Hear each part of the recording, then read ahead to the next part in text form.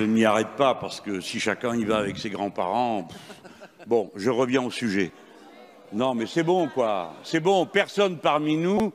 C'est bon, vous avez les nerfs à fleur de peau quand on vous parle, mais vous n'êtes jamais dérangé de nous accabler de sarcasme très personnel chaque fois que vous le pouvez. Alors je vous en prie, passons à autre chose.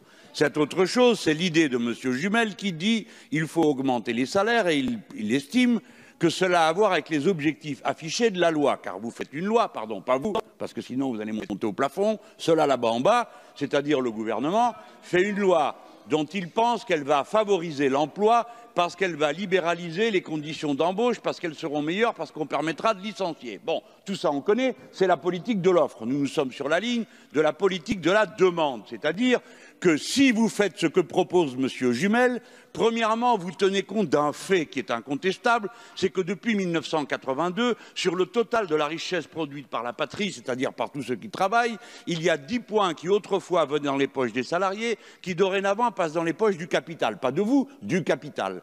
Sous toutes les formes possibles. Dès lors, la récupération d'une partie de ces 10 points, que les 1800 € mensuels ne contentent pas, je m'empresse de vous le dire, permettent une réanimation de la demande. Notre modèle économique, c'est que quand on part de la demande, que ce soit la demande de consommation populaire ou des investissements par la transition écologique, on réactive l'activité. Et c'est ça qui crée de l'emploi. Si vous donnez des sous aux gens, notamment à ce niveau du SMIC, ils dépensent tout, pas parce qu'ils sont des pieds, mais parce qu'ils ont besoin de toutes sortes de choses. Et alors, vous remettez en route le commerce, l'industrie, etc., etc. Il y a donc deux logiques économiques. Cessez de le prendre uniquement sous l'angle de la lutte de classe, mais en effet, la lutte de classe dans ce domaine s'affirme. La preuve, vous ne voulez pas.